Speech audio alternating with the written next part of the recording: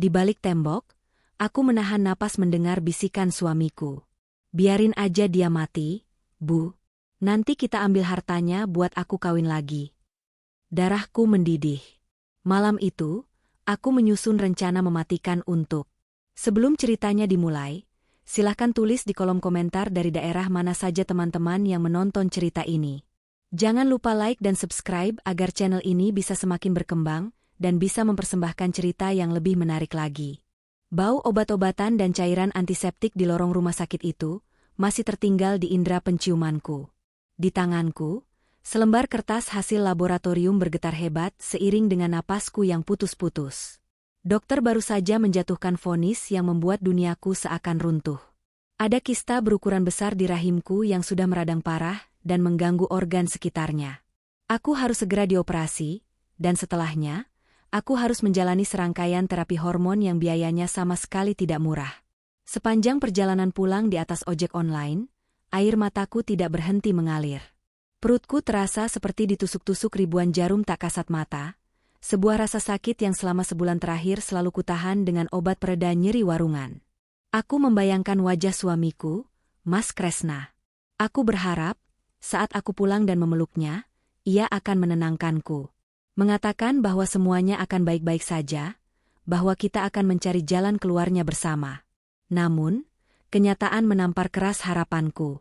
Saat aku membuka pintu kamar kontrakan kami yang menyatu dengan rumah utama mertuaku, Mas Kresna sedang asyik bersandar di bantal. Matanya tak lepas dari layar ponsel, jari-jarinya sibuk menekan layar dengan cepat. Suara tembakan dari game yang ia mainkan memenuhi ruangan. Mas. Panggilku lirih. Suaraku serak. Ia tidak menoleh. Apa? Bikin kopi sana. Mas lagi pusrang ini, tanggung. Aku berjalan tertatih mendekati pinggir ranjang. Kutaruh pelan amplop putih berlogo rumah sakit itu di sebelahnya. Mas, aku baru dari dokter kandungan. Kistaku membesar, Mas. Dokter bilang, aku harus segera dioperasi minggu depan. Kalau tidak, bisa berakibat fatal.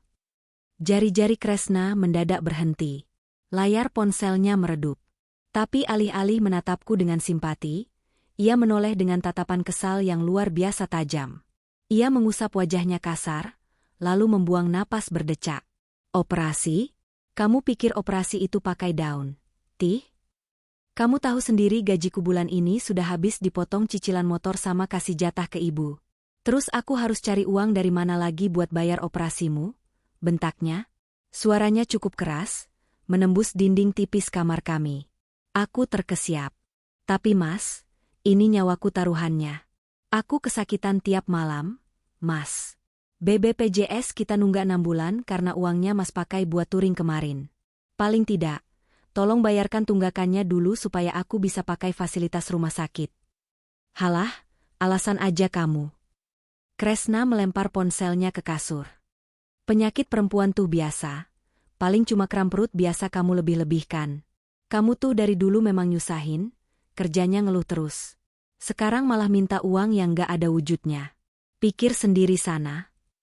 Setelah mengucapkan kalimat yang menyayat hati itu, Kresna menyambar jaketnya, mengambil kunci motor, dan keluar kamar begitu saja. Bantingan pintu terdengar keras, disusul deru mesin motornya yang menjauh meninggalkan pekarangan. Aku luruh di lantai kamar yang dingin. Sambil memegangi perutku yang terasa melilit hebat, aku menangis tanpa suara.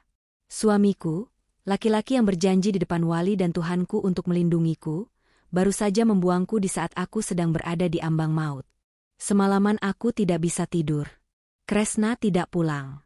Rasa sakit di perutku semakin menjadi-jadi, hingga aku harus meringkuk seperti janin untuk sekadar bisa bernapas. Pagi harinya, dengan sisa tenaga yang ada, aku memaksakan diri keluar kamar menuju dapur utama. Di meja makan, ibu mertuaku, Bu Hartini, sedang duduk santai sambil menyesap teh hangat. Di depannya ada sepiring pisang goreng yang aromanya menggiurkan. Adik iparku, Ayu, sedang sibuk memakai make-up di depan cermin ruang tengah. Aku berjalan menyeret kaki, berpegangan pada pinggiran tembok. Bu. Panggilku dengan suara gemetar. Bu Hartini menoleh perlahan. Tatapannya dingin, memindai penampilanku yang acak-acakan, wajah pucat pasi, dan keringat dingin yang mengucur di dahi. Ada apa lagi? Pagi-pagi mukanya ditekuk begitu. Bikin hilang selera makan orang saja. Aku menelan ludah yang terasa sepahit empedu. Bu, Ratih minta tolong. Ratih harus nebus resep obat pereda nyeri dari dokter. Ratih benar-benar nggak kuat. Bu, uang belanja dari Mas Kresna sudah habis untuk makan kita minggu lalu. Boleh Ratih pinjam uang ibu dulu? 500.000 saja, Bu. Bu Hartini langsung meletakkan cangkir tehnya dengan keras. Bra, 500.000 kamu bilang? Kamu pikir ibu ini ban? Suamimu itu banting tulang dari pagi sampai malam, istrinya di rumah malah sakit-sakitan, nggak bisa ngurus suami, sekarang malah mau ngutang sama mertua. Nggak ada. Tapi Bu, Ratih sakit parah, Ratih butuh obatnya hari ini. Aku memohon, nyaris berlutut di lantai dapur. Ayu yang sedari tadi di ruang tengah menyahut tanpa menoleh, makanya Mbak, jadi perempuan itu yang rajin olahraga, minum jamu. Bukannya tiduraan terus di kamar. Duit Mas Kresna kan udah habis buat ngurusin kamu. Aku sama ibu juga butuh jatah bulanan kali. Sudah, sana balik ke kamarmu. Bikin sempit dapur saja. Ibu nggak punya uang. Usir Bu Hartini sambil mengibaskan tangannya seolah aku ini lalat yang mengganggu. Aku menunduk dalam, menyeret kakiku kembali ke kamar dengan air mata yang sudah mengering saking lelahnya menangis. Aku merebahkan diri di kasur tipis itu. Namun, rasa sakit hatiku belum mencapai puncaknya. Sore harinya, lewat celah jendela kamar yang terbuka sedikit, aku melihat Bu Hartini dan Ayu turun dari taksi. Tangan mereka penuh dengan tas belanjaan dari mal bergengsi. Sayup-sayup aku mendengar tawa renyah Ayu. Wah, gila sih Bu, gelang emas yang ini modelnya kekinian banget. Ibu juga tas kulitnya bagus. Untungnya kita tadi cepat-cepat ke toko emasnya. Iya dong, balas Bu Hartini dengan nada bangga. Siapa dulu, uang arisan ibu kan baru cair. Biarin aja buat kita senang-senang. Dada ini sesak, sesesak-sesaknya. Mertuaku memegang uang jutaan rupiah untuk berfoya-foya membeli emas dan tas mewah. Sementara menantunya memohon 500.000 untuk menyambung nyawa dan ditolak mentah-mentah. Di detik itu, di atas kasur yang basah oleh keringat dingin, aku menyadari satu kenyataan pahit. Di rumah ini, nyawaku bahkan tidak lebih berharga dari tas kulit mertuaku. Hari berganti minggu. Sakit di perutku semakin sering kumat, memaksaku lebih banyak berbaring. Kresna masih bersikap dingin, hanya pulang untuk tidur dan makan, lalu pergi lagi. Tak ada sepeser pun uang yang ia tinggalkan untuk pengobatanku. Bu Hartini dan Ayu bahkan bertingkah seolah aku ini hantu, ada di rumah tapi tidak dianggap keberadaannya. Di tengah keputusasaan itu, insting bertahan hidupku meronta. Aku tidak mau mati konyol di kamar ini tanpa perlawanan. Aku harus mencari uang. Tapi bagaimana caranya? Berjalan ke kamar mandi saja perutku terasa seperti disayat pisau. Mataku tertuju pada ponsel murahku yang layarnya sudah sedikit retak. Dulu, sebelum menikah dengan Kresna, aku pernah bekerja sebagai tenaga sales di sebuah distributor pakaian muslim dan busana kerja wanita yang cukup besar di Jakarta. Aku masih menyimpan kontak pemasok tangan pertamanya. Dengan sisa kuota internet yang kuhemat sedemikian rupa, aku mulai menghubungi mantan atasanku, memohon agar aku diizinkan menjadi dropshipper. Aku tidak perlu menyetok barang. Aku hanya perlu memasarkan, mencari pembeli, dan pabrik yang akan mengirimkannya atas namaku. Karena kasihan mendengar kondisiku, beliau setuju. Maka dimulailah perjuangan bisu di atas ranjang pesakitanku. Setiap kali rasa sakit itu datang menyerang, aku menggigit bantal kuat-kuat agar teriakanku tidak terdengar keluar, sementara jari-jariku terus bergerak lincah di layar ponsel. Aku membuat akun media sosial baru, mendesain katalog sederhana dengan aplikasi gratisan, dan masuk ke puluhan grup komunitas ibu-ibu serta grup jual-beli online. Siang dan malam, aku merangkai kata-kata promosi. Aku melayani pertanyaan pelanggan dengan ramah, membalas obrolan chat satu persatu, sambil sesekali mengusap air mata yang jatuh karena menahan kram di perut bawah. Ketika Kresna masuk ke kamar, aku buru-buru menyembunyikan ponselku di balik selimut, berpura-pura tidur. Aku tahu, jika ia melihatku sibuk dengan ponsel, ia pasti akan merampasnya dan menuduhku yang tidak-tidak, atau lebih parah, meminta paksa uang hasil jerih payahku. 2 minggu pertama sangat berat. Hanya ada 1 atau 2 pesanan. Namun, aku tak menyerah. Aku mulai merambah ke platform video pendek, membuat konten cerita emosional tentang perjuangan perempuan yang dipadukan dengan produk busana kerja dan baju muslim yang kujual. Aku memberi nama tokoku, Hadijah Elegance. Luar biasa, strategi itu berhasil. Di minggu ketiga, salah satu videoku viral. Ratusan pesanan masuk dalam 1 malam. Ponselku tidak berhenti berdering notifikasi pembayaran. Saat melihat angka di saldo rekeningku yang awalnya hanya tersisa Rp20.000 perlahan merangkak naik menjadi 5 juta, 10 juta, lalu Rp20 juta, aku menangis sejadi-jadinya. Tuhan tidak tidur. Tuhan membuka jalan dari tempat yang sama sekali tidak kuduga. Bisnisku mulai berjalan stabil, meski semua masih kukerjakan sendiri dari balik selimut tebal. Aku sudah berencana mencairkan sebagian uang itu besok pagi untuk melunasi tunggakan asuransi kesehatan dan mendaftar jadwal operasi secara mandiri. Malam itu, hujan turun cukup deras. Perutku tiba-tiba terasa sangat perih dan tenggorokanku kering kerontang. Air minum di dalam kamarku habis. Mau tidak mau, aku harus berjalan ke dapur untuk mengambil air. Langkahku pelan, nyaris tanpa suara. Saat aku melewati ruang tengah yang temaram, langkahku terhenti. Aku mendengar sayup-sayup suara Kresna dan Bu Hartini yang sedang mengobrol di ruang keluarga. Televisi memang menyala, tapi volume suara mereka cukup jelas tertangkap telingaku. Aku bersembunyi di balik pilar pembatas ruang makan, menahan napas. Jadi gimana, Kres? Kamu udah mantap sama Mela, anak juragan beras di kampung sebelah itu? Suara Bu Hartini terdengar antusias. Beres, Bu, jawab Kresna sambil tertawa kecil. Tawa yang sudah bertahun-tahun tidak pernah kudengar lagi. Orangnya gampang dirayu. Kemarin Kresna bawa jalan-jalan pakai motor, dia seneng banget.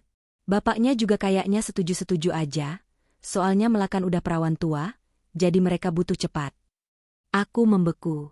Kakiku gemetar hebat. Suamiku sedang merencanakan pernikahan dengan wanita lain? Baguslah kalau begitu, sahut Bu Hartini. Ibu tuh udah capek lihat istrimu yang penyakitan itu. Bikin sumpek rumah. Udah nggak bisa ngasih anak, sakit-sakitan, nyusahin pula. Ngabisin beras aja kerjaannya. Ya sabar dulu, Bu, ucap Kresna enteng, seolah sedang membicarakan hewan peliharaan yang mau dibuang. Kita tunggu aja. Kata dokter kan kistanya parah. Orang kalau sakit nggak diobatin, paling lama umurnya setahun. Biarin aja dia di kamar terus. Kalau dia udah lewat, Kresna kan statusnya duda mati, bukan duda cerai. Jadi nama Kresna tetap bersih di mata keluarga Mela. Gampang kan? Duar. Petir menyambar di luar, tapi petir yang menghantam jiwaku jauh lebih dahsyat. Jantungku serasa berhenti berdetak. Lututku seketika lemas, hingga aku harus berpegangan erat pada pilar agar tidak jatuh. Ternyata ini alasan mereka membiarkanku. Mereka bukan sekadar tidak peduli. Mereka menunggu aku mati. Suamiku sendiri dengan sadar membiarkanku membusuk di kamar ini, agar ia bisa menikah lagi tanpa harus repot mengurus perceraian dan pembagian harta. Air mata yang keluar kali ini bukan lagi air mata kesedihan. Ini adalah air mata kemarahan yang mendidih sampai ke ubun-ubun. Rasa cintaku pada Kresna, rasa hormatku pada Bu Hartini, detik itu juga hangus menjadi abu. Menguap tak tersisa. Aku tidak jadi mengambil minum. Aku membalikan badan, kembali ke kamarku dalam diam. Kusap air mataku dengan kasar. Kalian mau aku mati? Kalian salah pilih lawan? Batinku. Rahangku mengeras. Mulai malam ini, Ratih yang lemah, penurut, dan bodoh sudah mati. Yang tersisa hanyalah Ratih yang akan membuat kalian menyesal pernah melahirkan niat sebusuk itu. Keesokan harinya, aku memulai eksekusi rencanaku yang pertama. Aku harus sembuh. Dengan uang dari hasil dropship yang terus mengalir deras, aku menyewa sebuah ojek online langganan yang bisa kupercaya. Di saat Kresna sudah pergi kerja dan Bu Hartini sedang arisan, aku menyelinap keluar rumah memakai masker rapat dan kacamata hitam. Aku tidak pergi ke rumah sakit biasa. Aku mendaftar di rumah sakit swasta elit dengan fasilitas VIP. Uang bukan lagi masalah. Dokter spesialis menanganiku dengan sangat cepat. Operasi pengangkatan kista dilakukan keesokan minggunya. Bagaimana caraku menutupi absensiku dari rumah? Aku mengirim pesan pada Kresna bahwa aku akan menumpang di rumah kerabat jauh di luar kota untuk mencoba pengobatan alternatif gratisan selama 2 minggu. Kresna hanya membalas, "Terserah. Asal jangan minta ongkos pulang." Sempurna. 2 minggu masa pemulihan pasca operasi kujalani di ruang rawat inap VIP yang mewah, ditemani suster pribadi. Dari atas ranjang rumah sakit yang empuk, aku terus memantau bisnisku yang grafiknya meroket gila-gilaan. Karena modal sudah terkumpul sangat besar, aku tidak lagi menjadi dropshipper. Aku memproduksi merek bajuku sendiri, menyewa sebuah ruko secara online, dan merekrut 3 orang admin pengiriman yang bekerja di ruko tersebut. Penghasilan bersihku bulan itu resmi menembus angka 150 juta, dan terus merangkak naik menuju 300 juta rupiah di bulan berikutnya. Setelah dokter menyatakan aku pulih dan bisa beraktivitas normal kembali, aku menyewa make-up artis profesional. Bukan untuk mempercantik diri, tapi untuk mengajariku teknik riasan special effect. Aku belajar cara membuat wajahku terlihat pucat pasi, kantung mata menghitam, dan bibir yang kering pecah-pecah. Ketika aku kembali ke rumah mertuaku, aku adalah aktris dengan piala citra terbaik. Aku berjalan gontai, terbatuk-batuk, dan memakai daster paling lusuh yang kumiliki. Saat tiba di rumah, Bu Hartini yang sedang menonton sinetron bahkan tidak repot-repot berdiri. "Udah pulang kamu? Nggak ada hasilnya kan pengobatan kampung begitu? Makin kayak mayat hidup ibu lihat." Cibirnya tajam. Aku sengaja merendahkan suaraku, membuatnya bergetar lemah. "Iya, Bu, ternyata nggak cocok." Ratih makin lemas. Ayu yang baru keluar dari kamarnya tertawa sinis. "Ya ampun Mbak, itu muka apa aspal jalanan? Kusam banget. Udah sana masuk kamar aja, bau obatnya bikin pusing." Aku menunduk, berjalan pelan masuk ke kamarku yang pengap. Begitu pintu tertutup dan terkunci dari dalam, postur tubuhku yang tadinya bungkuk langsung tegap. Aku berjalan menuju cermin kecil di sudut ruangan, menghapus riasan pucat itu perlahan dengan kapas pembersih. Di balik riasan itu, wajahku segar, pipiku merona sehat, dan mataku berkilat tajam penuh ambisi. Aku tersenyum miring menatap pantulanku di cermin.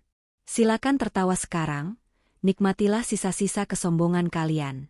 Karena sebentar lagi, aku akan memutar balik dunia kalian hingga kalian memohon belas kasihan di bawah telapak kakiku." Di atas meja kecil, ponselku kembali berdering. Laporan keuangan dari admin utamaku masuk.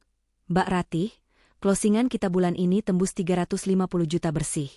"Selamat ya Mbak." Aku mengetik balasan dengan santai. "Bagus. Siapkan dana 100 juta. Saya mau sewa pengacara paling mahal di kota ini." Dinding kamarku yang lembab dan catnya yang mulai mengelupas menjadi saksi bisu dari 2 kehidupan yang kujalani secara bersamaan. Di mata keluargaku, aku adalah Ratih si penyakitan, beban keluarga yang tinggal menunggu waktu untuk dijemput ajal.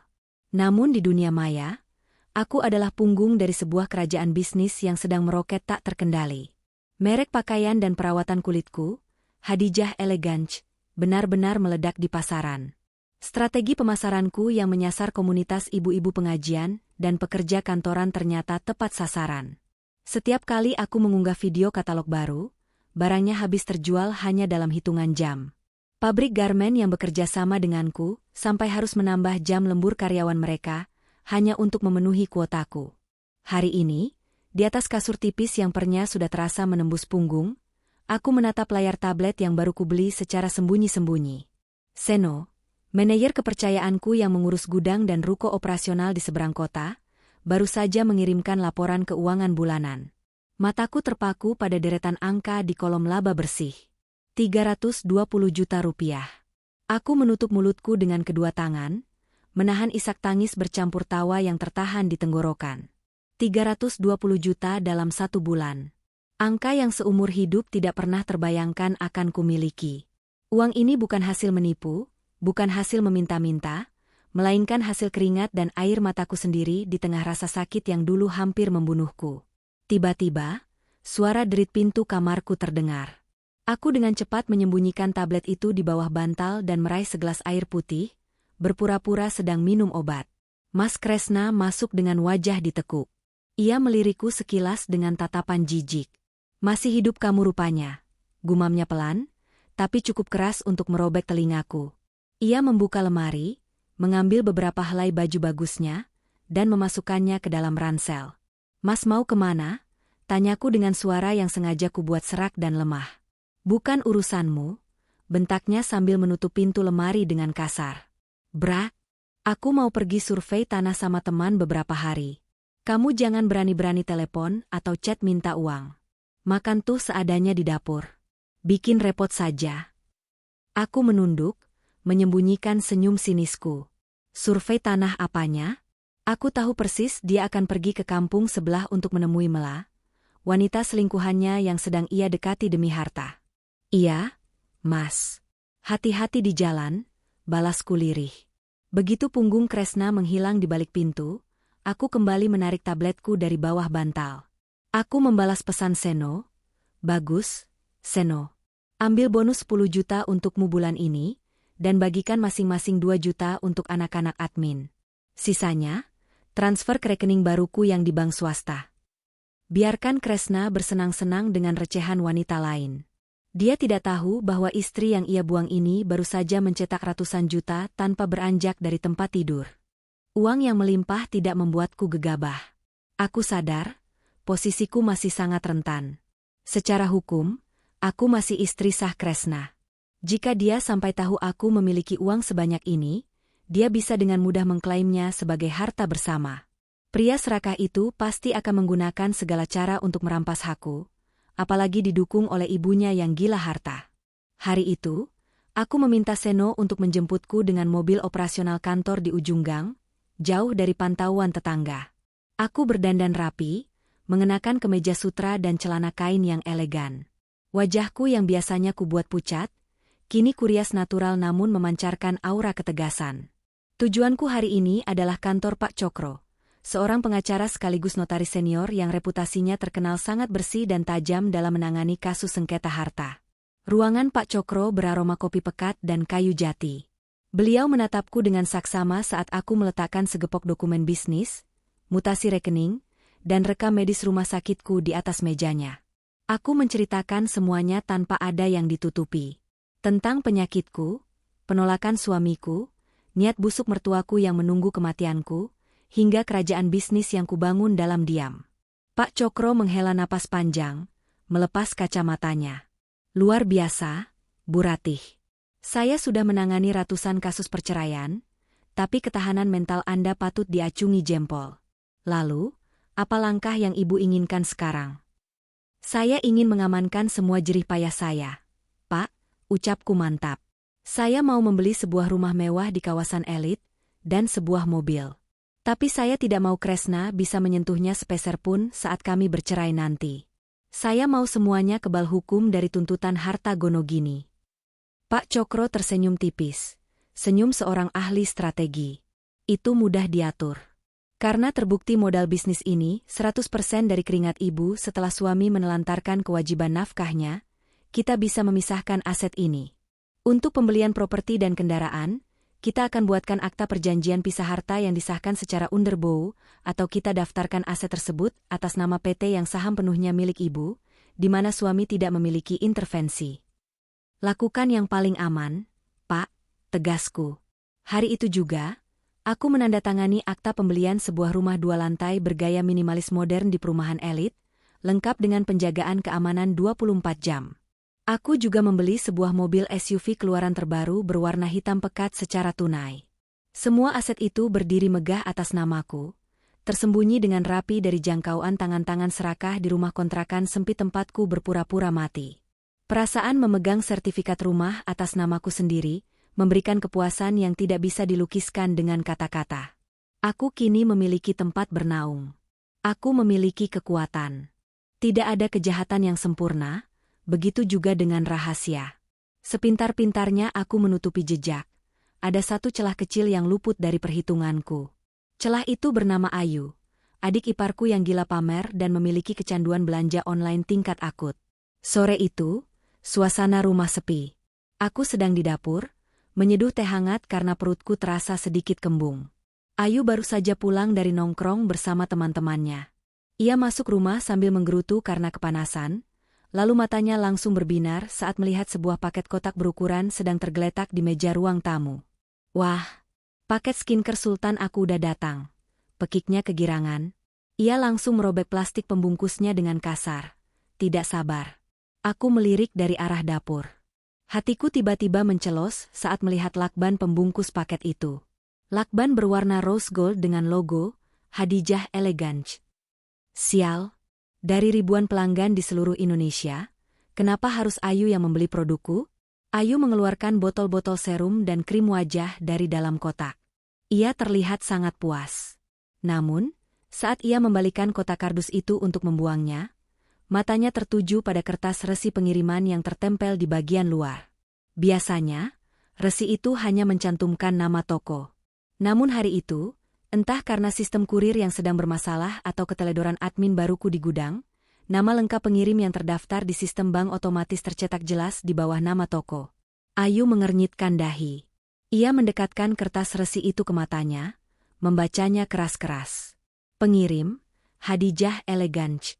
Dalam kurung, Ratih Permatasari. Darahku serasa berhenti mengalir. Napasku tertahan di dada. Ratih Permatasari. Itu nama lengkapku, lengkap dengan ejaan yang sangat spesifik. Ayu terdiam selama beberapa detik. Ia menatap kertas itu, lalu menatap ke arah lorong kamarku, dan akhirnya menatapku yang sedang mematung di ambang pintu dapur. Alisnya bertaut tajam. Mulutnya setengah terbuka. Mbak Ratih? Panggilnya dengan nada penuh kecurigaan. Nama Mbak? Ratih Permatasari kan? Jangan bilang. Aku mencoba bersikap setenang mungkin. Aku memaksakan sebuah tawa kecil yang terdengar hambar. Ya ampun, Yu. Nama Ratih Permatasari di Indonesia ini ada ribuan. Kamu pikir Mbak yang penyakitan begini bisa punya toko skincare viral? Beli obat warung saja Mbak harus ngemis sama ibumu. Ayu terdiam, tampak menimbang-nimbang ucapanku. Masuk akal. Secara logika, tidak mungkin menantu gembel yang sakit-sakitan ini adalah owner dari merek yang omsetnya miliaran. Ayu mendengus kasar, lalu melempar kardus itu ke lantai. Iya juga sih. Gila aja kalau orang miskin kayak kamu punya toko begini. Cuma kebetulan aja namanya sama, cibir Ayu sambil membawa masuk skincare barunya ke kamar. Aku menghela napas lega, bersandar pada tembok dapur yang dingin. Namun, kelegaan itu hanya bertahan sementara. Aku tahu tabiat Ayu. Dia bodoh dalam hal pekerjaan, tapi dia sangat licik dan gigih jika menyangkut hal-hal yang mencurigakan. Aku harus segera memperingatkan Seno untuk menghapus nama pribadiku dari semua database resi malam ini juga. Dugaanku benar. Malam itu, rasa penasaran Ayu rupanya belum padam. Ketenanganku di kamar terusik ketika aku mendengar suara gerasah-gerusuh dari ruang tengah. Aku menempelkan telingaku di daun pintu. Terdengar suara Ayu yang setengah berbisik namun penuh nada kehebohan, berbicara dengan Bu Hartini. Kresna kebetulan baru saja pulang dari acara, survei tanahnya dan ikut duduk di sana. Ibu, Mas, coba lihat ini, desak Ayu. Terdengar suara layar ponsel yang diketuk-ketuk dengan cepat. Tadi sore paket skincare Ayu datang, masa nama pengirimnya Ratih Permatasari. Terus tadi aku iseng pura-pura mau daftar jadi reseller grosir ke nomor admin tokonya. Aku minta nomor rekening transfernya. Dan tebak apa? Apa sih? Yu? Malam-malam heboh bener. Ibu lagi capek abis arisan ini, keluh Bu Hartini. Lihat ini, Bu, lihat. Suara Ayu meninggi. Nomor rekening tujuan transfernya atas nama Ratih Permatasari. Bank swasta cabang kota kita. Masih mau bilang ini kebetulan? Hening sejenak. Sangat hening. Aku bisa membayangkan rahang Kresna dan mertuaku jatuh menyentuh lantai. Ratih? Istrimu yang di dalam itu? Suara Bu Hartini terdengar bergetar, antara syok dan tidak percaya. Biar aku pastikan, geram Kresna. Aku mendengar suara derit kursi ditarik dengan kasar. Jantungku berdebar kencang, memompa adrenalin ke seluruh tubuhku. Kresna tidak langsung menuju kamarku. Ia menelepon seseorang.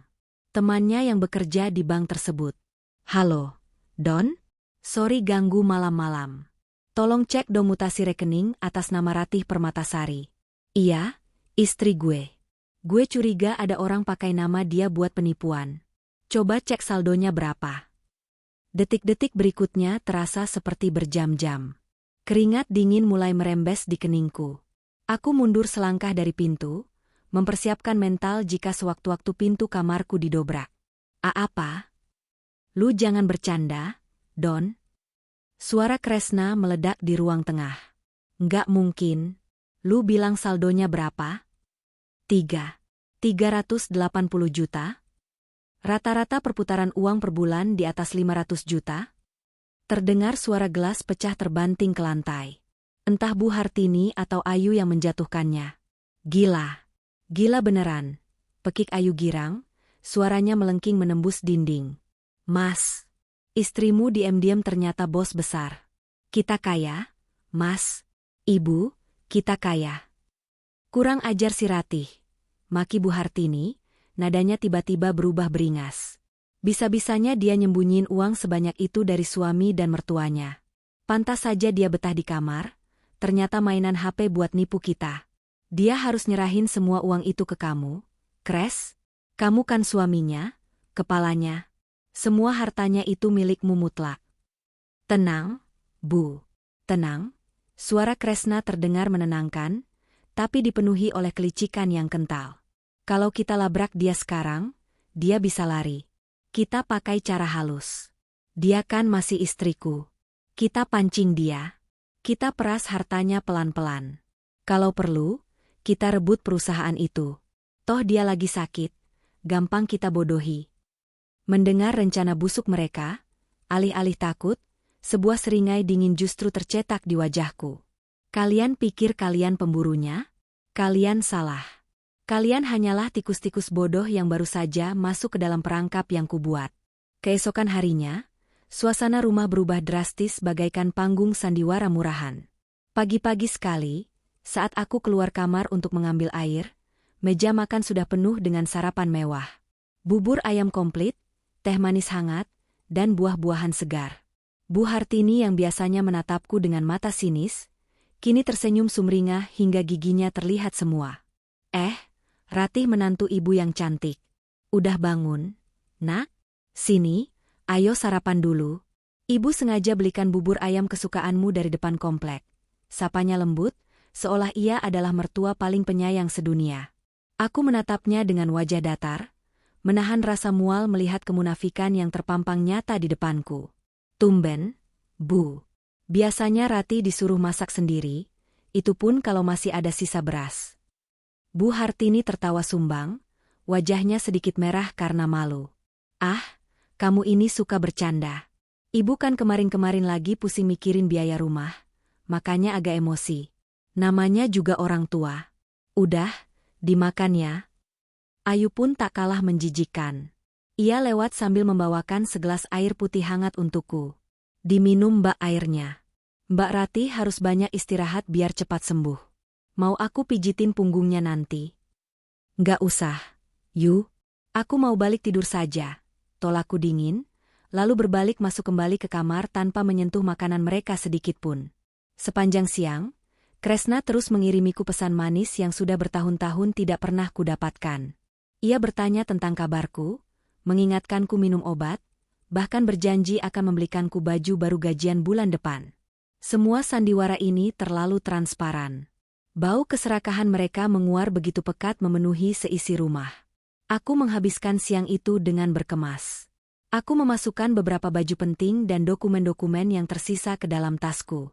Aku juga menelepon Pak Cokro untuk memastikan semua amunisi yang kami butuhkan sudah siap di atas mejanya. Sore harinya, tepat pukul 5, layar ponselku menyala. Sebuah pesan masuk dari nomor Bu Hartini. Ratih sayang, kamu sudah merasa lebih sehat. Nak, nanti malam, kalau kamu sudah kuat jalan, kesinilah ke ruang keluarga jam 8 malam ya. Ada Kresna dan Ayu juga. Penting, ada yang perlu kita bahas sama-sama secara kekeluargaan demi masa depan kalian berdua. Aku membaca pesan itu berulang-ulang. Kata, kekeluargaan, yang ia ketik rasanya seperti racun yang dilapisi madu. Mereka mengira aku akan datang sebagai domba cacat yang siap disembelih dan diserahkan hartanya. Mereka mengira akan mengintimidasiku dengan dalih kepatuhan seorang istri kepada suami. Aku menekan layar ponsel, membalas pesannya dengan singkat dan padat. Baik, Bu. Ratih akan datang. Lalu, aku melempar ponselku ke kasur dan berdiri di depan cermin. Aku menghapus sisa-sisa bedak pucat yang masih menempel di pipiku. Aku mengeluarkan gaun kerja terbaikku dari bagian paling tersembunyi di lemari, sebuah blazer hitam elegan dan celana bahan yang membalut tubuhku dengan sempurna. Aku menyisir rambutku hingga rapi, memoleskan lipstik merah menyala yang menegaskan garis wajahku. Aku bukan lagi Ratih yang menangis memohon Rp500.000 di lantai dapur. Aku adalah direktur utama yang memiliki kendali penuh atas hidup dan uangku sendiri. Siapkan mental kalian, bisikku pada pantulan diriku di cermin. Karena jam 8 malam ini, aku akan meratakan kesombongan kalian hingga tak bersisa. Jarum jam dinding di kamarku menunjuk ke angka 7 malam. Suara detaknya terdengar begitu nyaring, beradu dengan suara derik jangkrik dari luar jendela kontrakan yang sebentar lagi akan kutinggalkan selamanya. Di luar pintu kamar ini, aku bisa mendengar hiruk-pikuk kesibukan. Suara piring dan gelas kaca yang berdenting, aroma semur daging dan ayam goreng mentega yang menyeruak masuk lewat celah bawah pintu, serta tawa kecil Ayu dan Bu Hartini yang saling bersahutan. Mereka sedang menyiapkan panggung sandiwara. Sebuah jamuan makan malam untuk merayakan kebodohanku. Mereka pikir, malam ini mereka akan merayakan penyerahan tahta sebuah kerajaan bisnis bernilai ratusan juta dari seorang istri yang sakit-sakitan dan gila hormat pada suaminya. Aku menatap pantulan diriku di cermin lemari plastik yang pintunya sudah miring sebelah. Tidak ada lagi gurat kepucatan di wajahku. Tidak ada lagi mata sayu yang memohon belas kasihan. Malam ini, aku mengenakan setelan blazer berwarna navy gelap dengan potongan tegas yang menjuntai pas di tubuhku, dipadukan dengan kemeja putih sutra di bagian dalam. Rambutku yang biasanya hanya kuikat asal dengan karet gelang, kini kubiarkan tergerai lurus setelah kucatok rapi. Kupoleskan lipstik berwarna marun gelap, memberikan kesan dingin, tak tersentuh, dan berkuasa. Aku meraih ponselku, membuka aplikasi perbankan untuk kesekian kalinya hari ini. Angka di sana menunjukkan saldo akhir bulan, Rp385 juta. Uang itu aman, perusahaanku aman. Rumah mewahnya sudah siap huni, dan mobil baruku sudah terparkir di garasinya. Tidak ada satu sen pun yang menggunakan nama Kresna. Kutekan nomor kontak Pak Cokro. Panggilan tersambung pada dering kedua. Halo, Pak Cokro. Sapaku dengan suara rendah namun mantap. Selamat malam, Bu Ratih. Saya sudah berada di dalam mobil, terparkir sekitar 50 meter dari mulut gang rumah Ibu. Dokumen gugatan, bukti medis, rekam jejak keuangan, dan salinan rekaman suara sudah saya siapkan dalam 3 map terpisah seperti instruksi Ibu. Suara bariton Pak Cokro terdengar sangat profesional dan menenangkan. Terima kasih, Pak. Tunggu aba-aba dari saya via WhatsApp. Begitu saya kirim pesan, masuk, Bapak langsung ketuk pintu rumah. Jangan beri mereka ruang untuk bernapas. Siap, Bu Ratih. Mari kita selesaikan ini malam ini juga. Aku memutus panggilan. Menarik napas panjang, mengisi paru-paruku dengan udara sebanyak mungkin, lalu menghembuskannya perlahan. Kuambil sebuah koper kecil berukuran kabin yang sudah kusembunyikan di bawah kolong tempat tidur sejak siang tadi.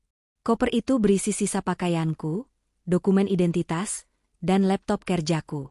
Aku meletakkannya tepat di balik pintu kamar, siap untuk ditarik keluar kapan saja. Jam menunjukkan pukul 8:05. Waktunya pertunjukan dimulai. Aku memutar kenop pintu perlahan. Bunyi derit engselnya membuat 3 pasang mata di ruang tengah serempak menoleh ke arahku. Langkah pertamaku keluar dari kamar itu langsung disambut oleh keheningan yang canggung. Kresna, yang tadinya sedang duduk santai sambil mengangkat kaki di atas meja, buru-buru menurunkan kakinya. Ayu yang sedang mengunyah keripik nyaris tersedak, sementara Bu Hartini yang sedang menuangkan sirup ke dalam gelas langsung membeku dengan teko masih melayang di udara. Mereka terkejut. Sangat terkejut. Tentu saja mereka kaget. Mereka berharap melihat Ratih yang berjalan gontai memakai daster pudar, menunduk dengan wajah memelas. Tapi yang berdiri di hadapan mereka saat ini adalah seorang wanita dengan postur tegap, pakaian mahal yang potongannya meneriakan wibawa, dan tatapan mata setajam silet yang siap menguliti mereka hidup-hidup. Namun, dasar keluarga bermuka tebal, Bu Hartini dengan cepat menguasai dirinya. Ia meletakkan teko itu dan memamerkan senyum paling lebar yang pernah kulihat seumur hidupku. Ya ampun, Ratih, menantu ibu sayang. Serunya girang, setengah berlari menghampiriku dan meraih kedua tanganku. Bau parfum melati murahan yang ia pakai menusuk hidungku. Kamu cantik sekali malam ini, nak. Wah, rapi betul. Sini duduk dekat ibu. Ibu sudah masakkan semur daging kesukaanmu. Kamu pasti lapar kan? Aku menarik tanganku dari genggamannya dengan gerakan halus namun tegas, menolak sentuhannya. Terima kasih, Bu. Tapi saya tidak lapar. Saya kira kita kumpul di sini untuk membahas sesuatu yang penting, bukan untuk makan malam raya. Aku berjalan melewati Bu Hartini dan memilih duduk di kursi single, kursi yang posisinya berhadapan langsung dengan sofa panjang tempat Kresna dan Ayu duduk. Aku tidak mau duduk bersebelahan dengan suamiku sendiri. Rasanya kulitku bisa merinding jijik jika bersentuhan dengannya. Kresna berdeham, mencoba mencairkan suasana. Ia memakai kemeja batik yang kubelikan tahun lalu, kemeja yang dulu selalu ia bilang kampungan dan tidak pernah mau ia pakai. Dek Ratih, kamu kok duduknya di situ? Sini dong, di sebelah Mas. Mas kangen lo sama kamu. Seminggu ini Mas sibuk banget urus kerjaan di luar kota, sampai kurang waktu buat nemenin istri Mas yang cantik ini. Mulutku nyaris mengeluarkan tawa ejekan, tapi kutahan. Sibuk urus kerjaan di luar kota? Atau sibuk membujuk Mela dan keluarganya untuk segera melangsungkan pernikahan siri? Batinku sinis. Tidak usah repot-repot, Mas.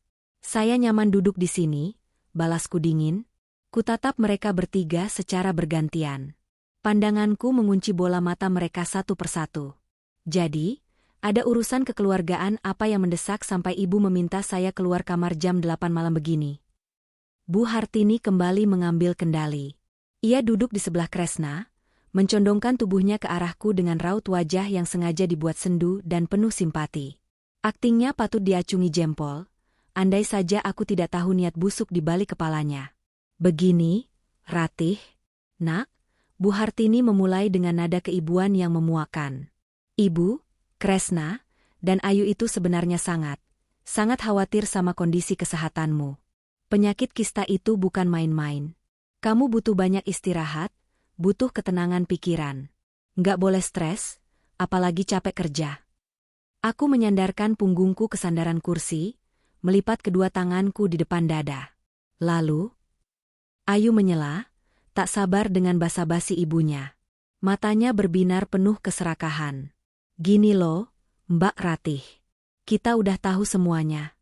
Paket skincare yang datang ke rumah kemarin itu dari toko Mbak kan? Hadijah Elegance. Terus Mas Kresna juga udah ngecek ke temannya di bank. Wah, gila sih Mbak. Diam-diam saldonya ratusan juta. Omsetnya miliaran. Hebat banget sih Mbak bisa sembunyiin ini dari kita.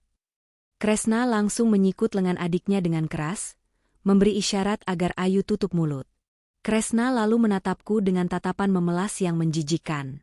Dek, suara Kresna melembut, mencoba meraih tanganku di atas meja, tapi aku dengan cepat menarik tanganku menjauh. Ia tersenyum canggung. Mas kecewa lo, kamu nyembunyikan rezeki sebesar itu dari suami sendiri. Istri itu kan surganya ada di rida suami. Apapun yang istri punya, itu hakikatnya milik keluarga, milik suami yang jadi kepala rumah tangga. Aku mengangkat sebelah alisku, menantang argumennya. Oh, begitu? Bukankah setahun terakhir ini Mas selalu bilang gajimu itu milikmu dan ibumu, sementara aku hanya beban yang menghabiskan beras? Bukankah saat aku minta 500.000 untuk nebus obat, Mas dan ibu menolak mentah-mentah? Wajah Bu Hartini memerah, tapi ia buru-buru memotong. Ya ampun, Ratih, itu kan masa lalu. Namanya manusia kadang lagi hilaf, lagi pusing banyak pikiran. Yang penting kan sekarang masa depan. Nah, maksud ibu kumpulkan kita di sini, ibu mau ngasih solusi yang terbaik buat kamu, nak. Solusi apa yang ibu maksud? Pancingku, mengulur waktu sambil diam-diam merogoh ponsel di saku blazerku, mematikan mode layar kunci agar siap digunakan kapan saja. Bu Hartini tersenyum lebar, merasa umpannya mulai dimakan. Bisnis sebesar itu kan capek ngurusnya. Belum lagi urusan pajak, urusan karyawan, urusan mutasi bank. Kamu itu perempuan, lagi sakit parah pula. Ibu nggak tega lihat kamu kerja keras dari kasur. Jadi, demi kebaikan bersama, Ibu usul supaya jabatan Direktur Utama diserahkan ke Mas Kresna. Betul, Dek, timpal Kresna penuh semangat. Biar Mas yang pimpin perusahaannya. Mas kan laki-laki, lebih paham urusan negosiasi bisnis. Kamu tinggal duduk manis di rumah, fokus berobat. Nah, untuk urusan mutasi uang dan pemegang rekening utama, biar Ayu yang pegang. Ayu kan anak muda, pintar hitung-hitungan, biar uangnya aman gak kecolongan admin. Ayu mengangguk cepat bak burung pelatuk. Iya, Mbak. Serahin aja ATM, password M-Banking, sama buku tabungannya ke aku. Nanti tiap bulan Mbak Ratih aku kasih jatah deh buat jajan sama beli obat. Beres kan? Bisnis jalan, keluarga makmur, Mbak Ratih juga bisa istirahat total sampai sembuh. Ayu hampir saja mengucapkan, sampai mati. Aku bisa melihatnya dari gerak bibirnya. Aku terdiam menatap ketiga manusia di depanku ini. Mereka benar-benar mengira aku adalah wanita bodoh tak berpendidikan yang bisa ditipu dengan omong kosong berkedok agama dan kekeluargaan. Mereka ingin mengambil alih posisiku, menguasai rekeningku, memberiku uang recehan dari hasil keringatku sendiri, dan membiarkanku mati di kamar itu sementara mereka hidup berfoya-foya. Rasa marah, jijik, dan kepuasan bercampur menjadi satu di dadaku. Puncak dari semua rasa sakitku selama setahun terakhir akan kubayar lunas malam ini. Aku menghela napas panjang, mengukir senyum kecil yang sangat dingin di bibirku. Jadi, Mas Kresna mau menggantikan posisiku sebagai Direktur Utama, dan Ayu mau menjadi manajer keuangan sekaligus pemegang kuasa mutlak atas seluruh rekening pribadiku? Tanyaku memastikan, mengulang kembali tuntutan gila mereka dengan nada datar. Ketiganya mengangguk serempak dengan wajah berseri-seri. Iya, Nak, itu yang paling masuk akal. Istri itu hakikatnya melayani suami, bukan memimpin suami. Biar berkah hartamu itu, ucap Bu Hartini dengan nada sok religius. Aku mengangguk-angguk pelan. Di dalam saku blazerku, jempolku menekan tombol kirim pada pesan WhatsApp yang sudah kuketik sejak tadi. Masuk. Wah, kebetulan sekali, ucapku santai, menyilangkan kakiku dengan elegan. Saya sebenarnya setuju kalau bisnis sebesar ini tidak bisa diurus sembarangan. Harus ada profesionalitas.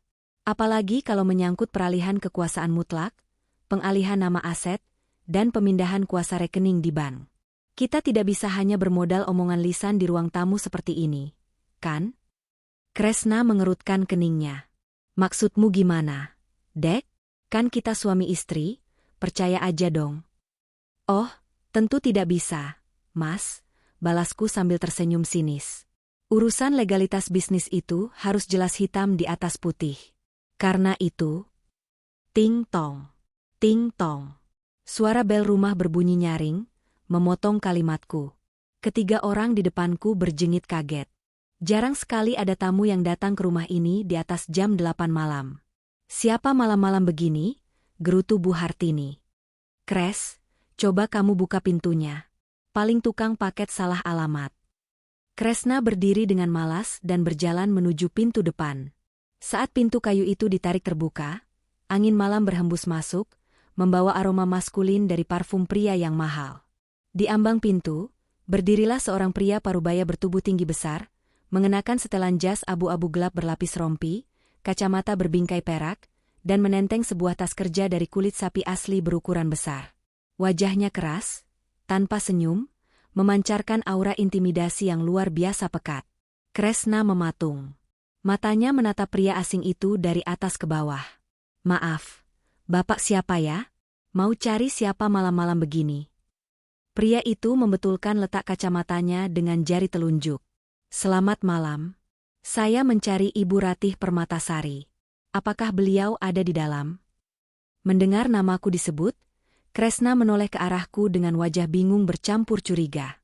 Dek, ini siapa? Kamu pesan barang? Atau ini supplier pabrikmu? Tanpa menjawab pertanyaan Kresna, aku berdiri dari kursiku dan berjalan mendekati pintu. Silakan masuk, Pak Cokro. Waktunya sangat tepat. Kami baru saja membahas tentang pengalihan aset dan jabatan yang mereka inginkan. Pak Cokro mengangguk hormat padaku. Terima kasih, Bu Ratih.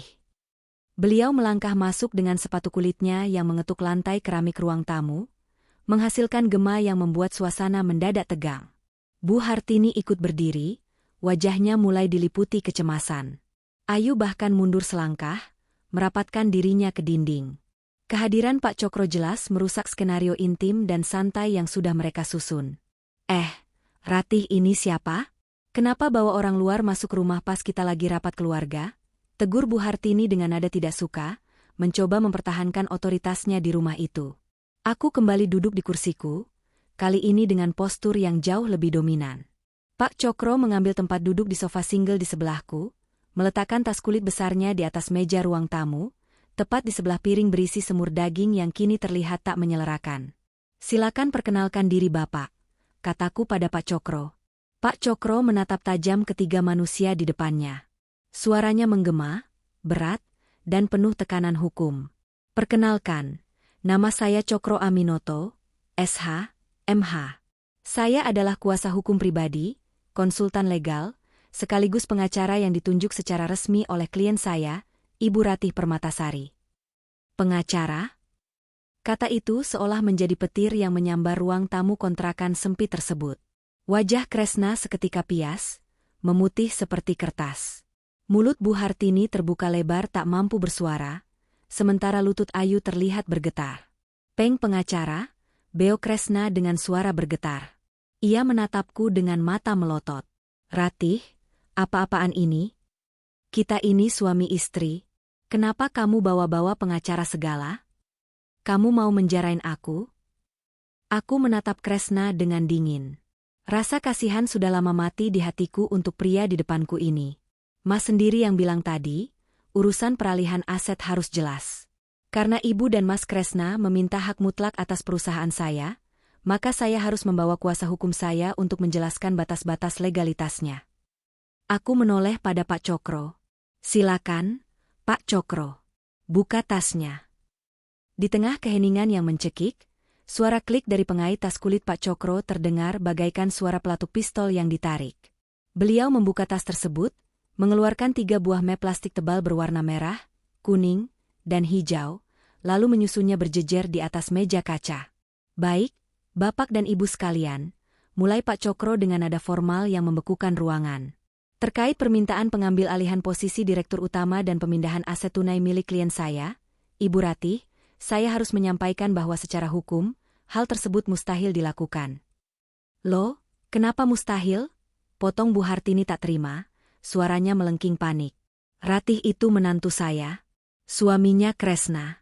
Harta istri ya harta suami. Kami berhak atas uang itu. Pak Cokro tidak terpengaruh sedikitpun oleh teriakan Bu Hartini. Beliau menempelkan ujung-ujung jarinya, menatap Bu Hartini dengan pandangan merendahkan bak menatap lalat kecil. Secara hukum perkawinan, harta yang diperoleh istri dari hasil kerjanya sendiri di saat suami terbukti menelantarkan kewajiban nafkah utamanya, dapat diklasifikasikan sebagai harta bawaan atau harta terpisah, apalagi jika sudah dibuatkan akta pisah harta. Dan kebetulan, semua aset bisnis, rumah mewah, dan mobil baru milik klien saya sudah dipatenkan dalam akta underbow yang tidak bisa digugat oleh pihak suami. Rumah mewah? Mobil baru? Bisik Ayu, matanya nyaris keluar dari sarangnya. Mbak Ratih udah beli rumah? Aku tersenyum menyeringai. Tentu saja, Yu. Kamu pikir uang ratusan juta per bulan itu aku simpan di bawah kasur kapuk ini? Pak Cokro melanjutkan, tak memberi mereka jeda untuk bernapas. Beliau mendorong map merah ke hadapan Kresna. Lebih dari itu, Saudara Kresna. Malam ini, kehadiran saya bukan untuk mengurus peralihan aset kepada Anda. Kehadiran saya di sini adalah untuk menyerahkan ini. Kresna menatap map merah itu dengan tangan gemetar. Apa ini? Buka saja, Mas, perintahku dengan nada memerintah. Dengan jari yang gemetar hebat, Kresna membuka map merah tersebut. Matanya membaca tulisan tebal di kop surat berlogo Pengadilan Agama. Napasnya langsung tersengal. Surah, gugatan cerai? Kresna mendongak menatapku, matanya memerah. Ratih, kamu gila? Kamu mau menceraikan aku cuma karena uang? Istri macam apa kamu? Istri yang sudah lelah menunggu mati di dalam kamarnya sendiri. Desisku tajam. Tatapanku mengunci matanya, membuat nyalinya menciut. Tanpa basa-basi, Pak Cokro mendorong map kedua yang berwarna kuning. Itu baru berkas pertama. Ini berkas kedua. Isinya adalah bukti rekam medis, tagihan rumah sakit VIP, bukti pembayaran operasi pengangkatan kista, hingga obat-obatan yang dibayar penuh oleh klien saya menggunakan uang pribadinya, di saat Anda, suaminya, menolak memberikan biaya dengan alasan tidak ada uang. Bu Hartini langsung pucat pasi. Ia menyadari posisinya mulai terancam secara hukum. Itu kan karena Kresna memang lagi krisis finansial. Bukan berarti dia menelantarkan. Rati saja yang tidak sabaran. Oh, krisis finansial ya, Bu? Aku tertawa hambar, tawa yang penuh dengan kepahitan masa lalu. Aku memberi kode pada Pak Cokro. Pak Cokro mengangguk, lalu mendorong map hijau terakhir, membantingnya sedikit keras ke atas meja hingga menimbulkan suara brak, yang membuat Ayu terlompat dari kursinya. Map ketiga, suara Pak Cokro kini meninggi, menekan setiap suku kata. Berisi mutasi rekening saudara Kresna selama 1 tahun terakhir. Kami menemukan bukti transfer rutin bernominal besar kepada seorang wanita bernama Melawati di kampung sebelah, tepat di hari yang sama saat klien saya memohon uang 500.000 untuk membeli obat pereda nyeri. Kami juga melampirkan foto-foto survei lokasi pernikahan, percakapan chat, dan yang paling krusial, sebuah flash disk berisi rekaman audio. Kali ini, giliran wajah Kresna yang berubah menjadi sewarna tanah. Keringat sebesar biji jagung menetes dari pelipisnya. Rekaman audio apa? Cicit Kresna, suaranya parau nyaris tak terdengar. Aku mencondongkan tubuhku ke depan, menatap tepat di depan wajah Kresna. Suaraku mendesis rendah seperti ular berbisa yang siap mematuk mangsanya. Rekaman percakapanmu dengan ibumu di ruang tengah ini, saat hujan deras 2 minggu lalu, Mas. Saat kamu bilang kepada ibumu bahwa kamu akan menikahi Mela. Saat kamu bilang dengan mulutmu sendiri bahwa kamu akan membiarkanku membusuk dan mati konyol akibat kista di kamar itu, agar kamu bisa menjadi duda mati, tanpa harus repot membagi harta gono gini.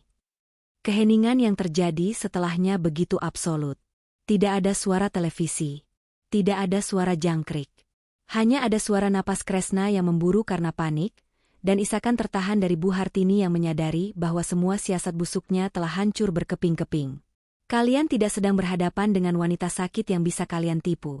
Ucapku sambil berdiri dari kursi, merapikan blazerku dengan gerakan elegan. Kalian sedang berhadapan dengan wanita yang merangkak keluar dari neraka yang kalian buat sendiri. Dan malam ini, neraka itu resmi menjadi milik kalian. Aku berbalik, berjalan menuju kamarku. Kutarik koper kabin yang sudah kusiapkan di balik pintu, rodanya berderit nyaring di atas lantai keramik, menjadi melodi kemenangan yang paling indah di telingaku. Aku melangkah keluar dari rumah itu tanpa menoleh lagi, meninggalkan Kresna yang jatuh terduduk di lantai, meremas rambutnya sendiri dalam keputusasaan yang tak berujung. Udara malam di luar teras terasa jauh lebih segar daripada udara pengap di dalam rumah yang penuh dengan kemunafikan itu. Roda koperku berderak membelah keheningan gang, selaras dengan langkah sepatuku yang mantap. Pak Cokro berjalan 1 langkah di belakangku, memastikan tidak ada yang berani menghalangi jalanku. Di ujung jalan, sebuah mobil SUV hitam mengkilap milikku sudah menunggu. Mesinnya menyala halus. Sopir pribadiku bergegas turun untuk membukakan pintu penumpang.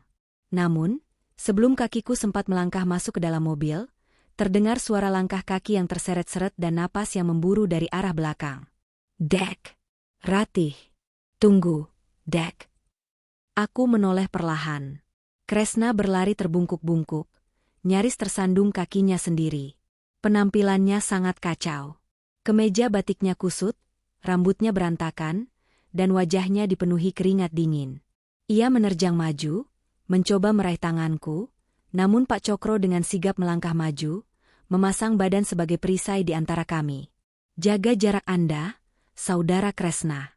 Jangan melakukan kontak fisik yang bisa dikategorikan sebagai pelecehan atau pemaksaan, ancam Pak Cokro dengan suara baritonnya yang berat, membuat Kresna mengerem langkahnya secara mendadak. Kresna jatuh berlutut di atas aspal jalanan yang kotor. Tatapan matanya yang dulu selalu meremehkanku kini berubah menjadi tatapan anjing yang memelas meminta tulang. Ratih, Mas mohon, Dek, jangan begini.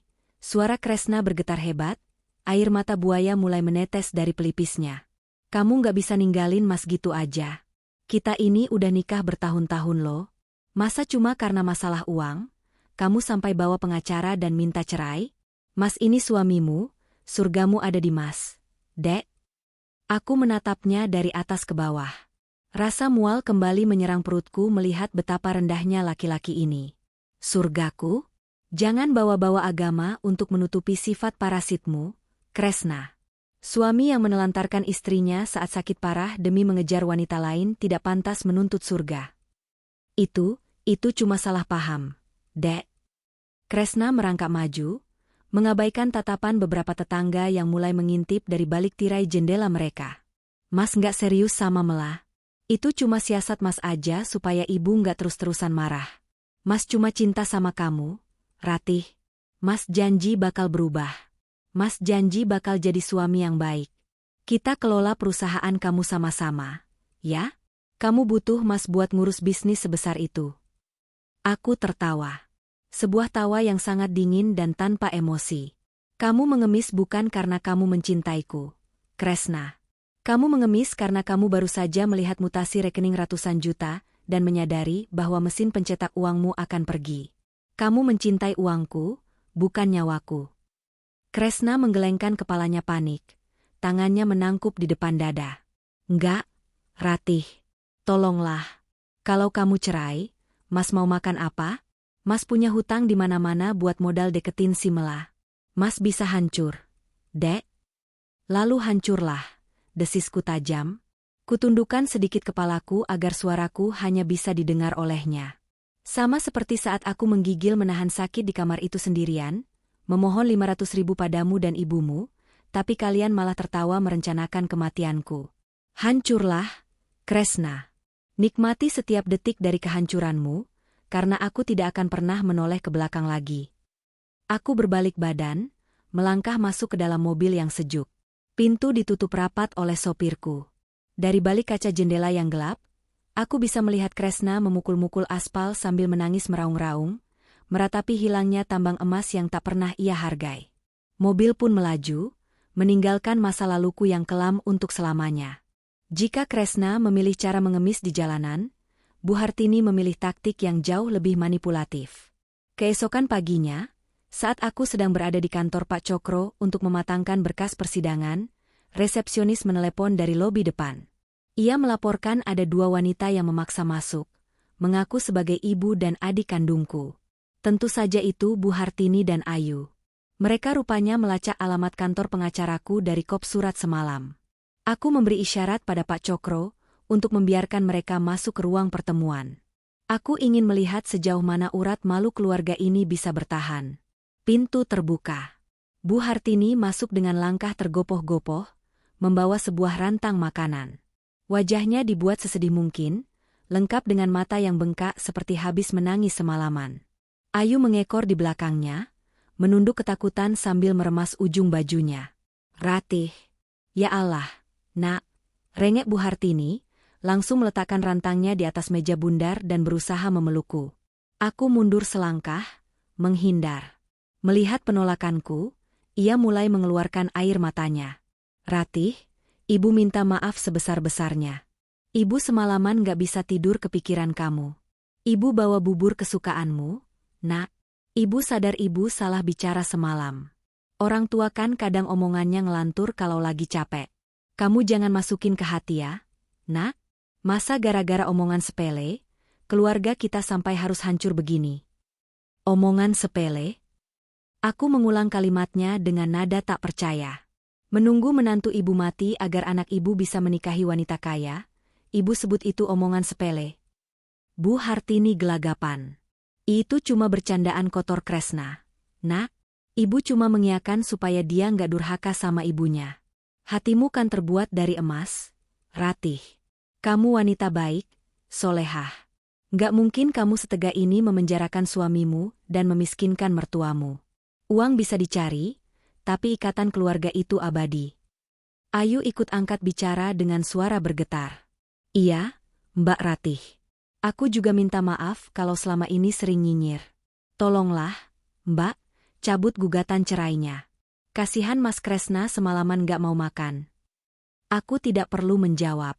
Aku menoleh pada Pak Cokro yang sudah duduk bersandar santai di kursinya. Ibu Hartini yang terhormat, sela Pak Cokro dengan nada sangat formal. Beliau membuka sebuah buku tebal bersampul kulit, Kitab Undang-Undang Hukum Pidana, KUHP. Karena ibu menyinggung soal memenjarakan, mari kita perjelas status hukum di sini.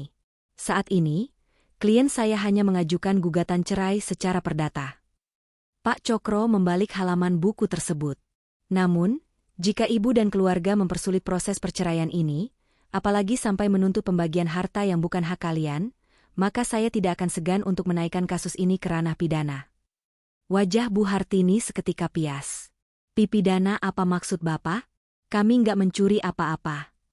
Pasal 304 KUHP tentang penelantaran orang dalam keadaan berhalangan, dengan ancaman pidana penjara maksimal 2 tahun 8 bulan, jelas Pak Cokro tajam. Ditambah dengan Undang-Undang Penghapusan Kekerasan dalam Rumah Tangga, KDRT, Pasal 9 Ayat 1 tentang penelantaran ekonomi istri.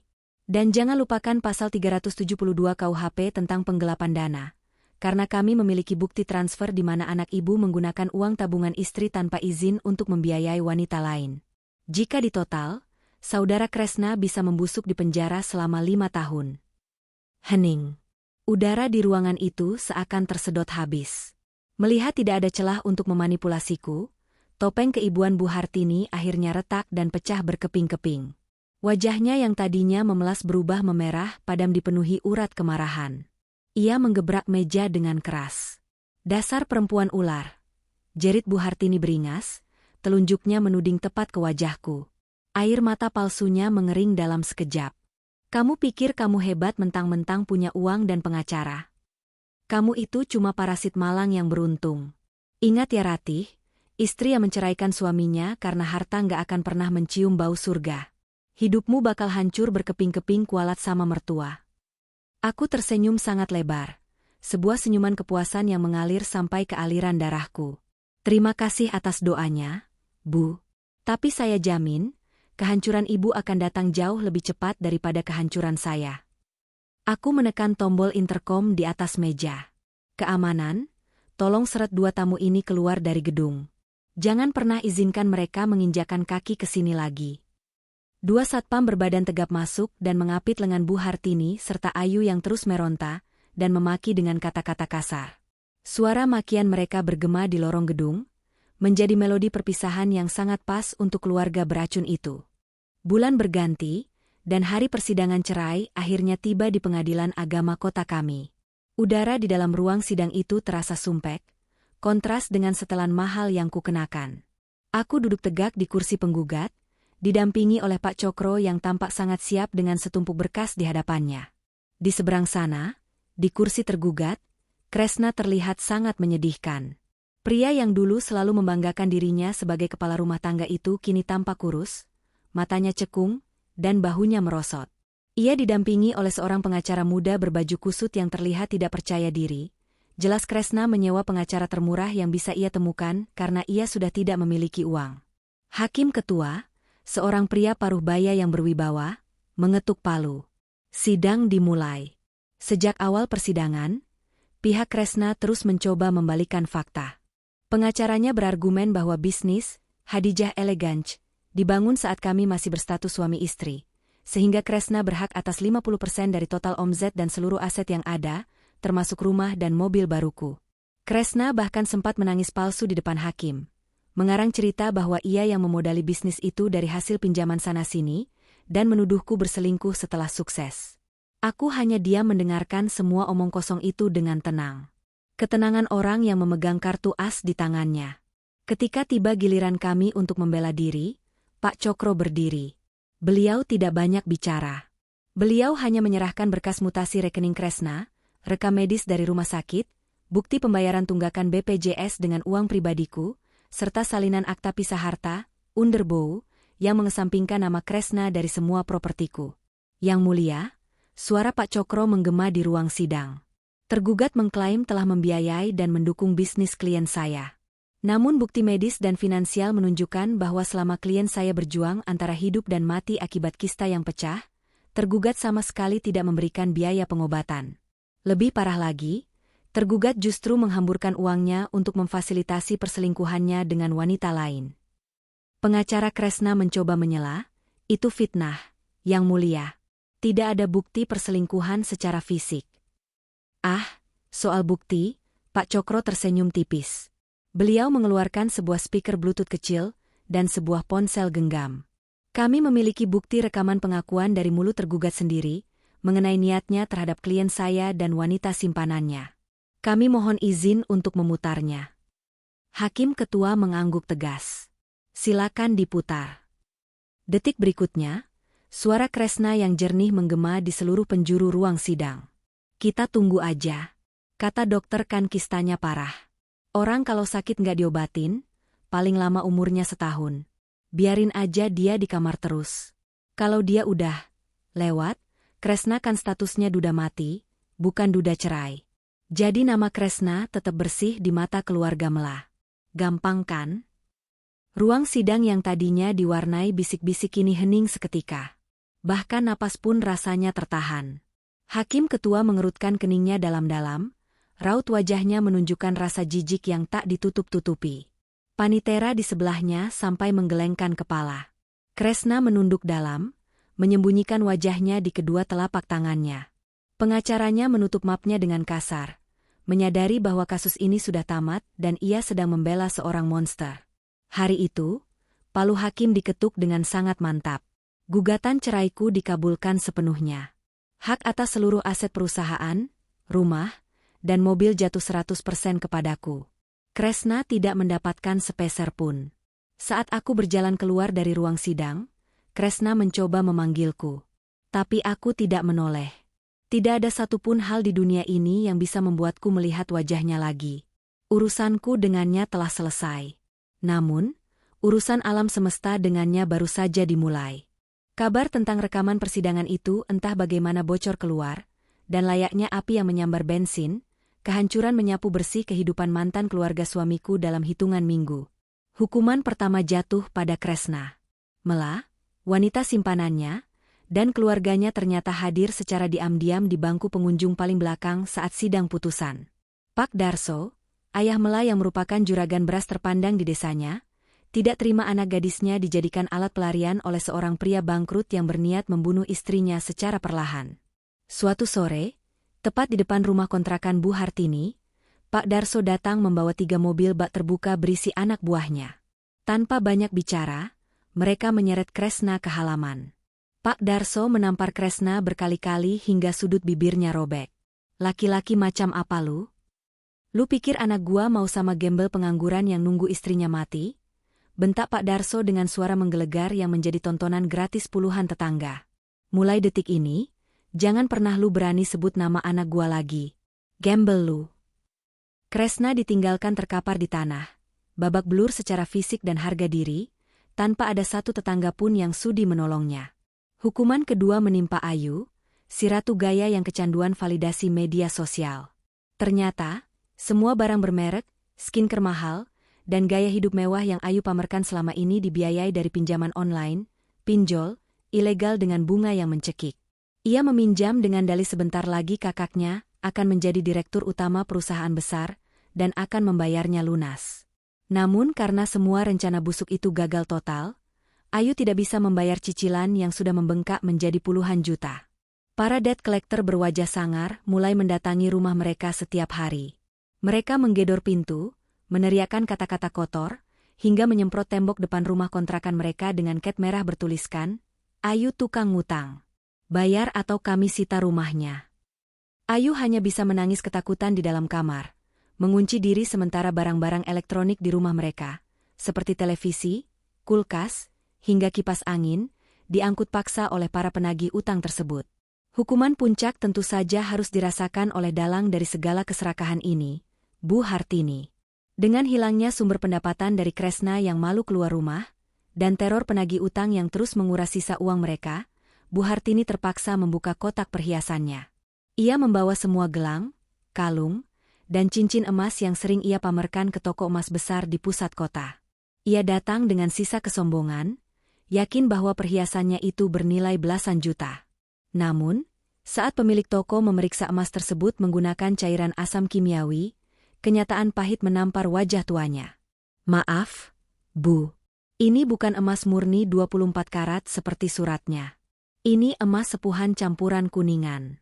Kalau Ibu mau jual, paling tinggi saya cuma bisa hargai Rp500.000 untuk semuanya," ucap pemilik toko tanpa dosa. Bu Hartini menjerit histeris. Ia menuduh toko emas itu menipunya. Ia menangis meraung-raung di tengah keramaian pasar, disaksikan oleh ibu-ibu arisannya yang kebetulan sedang berbelanja di sana. Rahasianya terbongkar, perhiasan yang selama ini ia agung-agungkan hanyalah barang murahan yang dibeli di toko penipu demi gengsi semata. Ibu, anak laki-laki, dan anak perempuan. Ketiganya kini hidup dalam neraka kemiskinan, hutang, dan rasa malu yang tidak berkesudahan. Mereka membangun istana kesombongan di atas penderitaan orang lain, dan ketika ombak kebenaran datang, istana pasir itu runtuh tanpa menyisakan apa-apa selain lumpur kehinaan. 6 bulan telah berlalu sejak palu pengadilan membebaskanku dari belenggu masa lalu. Pagi ini, sinar matahari terasa sangat hangat menyentuh kulitku. Aku berdiri di atas balkon lantai 3 gedung kantorku yang baru. Gedung megah bernuansa putih dan emas ini resmi menjadi kantor pusat, Hadijah Elegance. Di bawah sana, puluhan mobil box ekspedisi sedang sibuk mengangkut ribuan paket yang siap dikirim ke seluruh pelosok negeri. Aku menghirup udara dalam-dalam. Tidak ada lagi rasa perih di perutku. Operasi penyembuhanku berhasil total, dan terapi hormon yang kujalani telah mengembalikan siklus kesehatanku seperti sedia kala. Wajahku memancarkan cahaya kehidupan, badanku jauh lebih bugar, dan mataku tak lagi menyeratkan ketakutan. Pintu balkon terbuka. Seno, manajer setiaku yang kini kepercayaan penuh perusahaanku, melangkah maju membawa map laporan keuangan bulan ini. Senyumnya mengembang lebar. "Selamat pagi, Ibu Direktur," sapa Seno santai namun penuh hormat. "Laporan penutupan buku bulan ini sudah keluar. Kampanye produk baru kita meledak melampaui target. Omzet kotor kita bulan ini resmi menembus angka 1,2 miliar, Bu." Aku menoleh, membalas senyumnya. "Kerja bagus, Seno. Pastikan bonus tahunan untuk semua karyawan di gudang dan admin cair minggu depan, tanpa potongan apapun. Mereka yang membantuku membangun ini semua." "Siap laksanakan, Bu Ratih," jawab Seno sambil mengangguk hormat, lalu kembali masuk ke dalam ruangan untuk melanjutkan pekerjaannya. Aku menyandarkan sikuku pada pagar kaca balkon, menatap jauh ke hamparan kota yang sibuk. Pikiranku melayang sejenak ke masa-masa di mana aku menangis di lantai dapur yang dingin, memohon uang 500.000 yang tak pernah kuterima. Aku ingat aroma obat murahan, kasur yang lembab, dan bisikan-bisikan mematikan yang hampir merenggut kewarasanku. Dulu, aku berpikir bahwa bakti seorang istri adalah dengan menerima segala perlakuan diam dan sabar, meski tubuh dan jiwanya dihancurkan perlahan. Aku diajarkan bahwa wanita tidak boleh melawan garis nasibnya. Namun rasa sakit yang teramat sangat telah membangunkanku dari tidur panjang kebodohan itu. Rasa sakit itu mengajarkanku satu pelajaran paling berharga, bahwa rasa hormat dan cinta tidak bisa dibeli dengan kepatuhan buta. Seorang wanita harus memiliki pijakannya sendiri. Ia harus memiliki nilai, kecerdasan, dan kekuatan finansial, agar ketika dunia dan orang-orang terdekatnya mencoba membuangnya, ia bisa berdiri di atas kakinya sendiri dan menertawakan badai. Aku Ratih Permatasari. Aku pernah dibiarkan untuk mati. Namun alih-alih hancur menjadi debu, aku memilih bangkit dan membangun kerajaanku sendiri dari sisa-sisa air mata. Dan kini, cerita penderitaanku telah usai. Yang tersisa hanyalah lembaran baru yang terang, gemilang, dan sepenuhnya berada di bawah kendaliku. Tamat.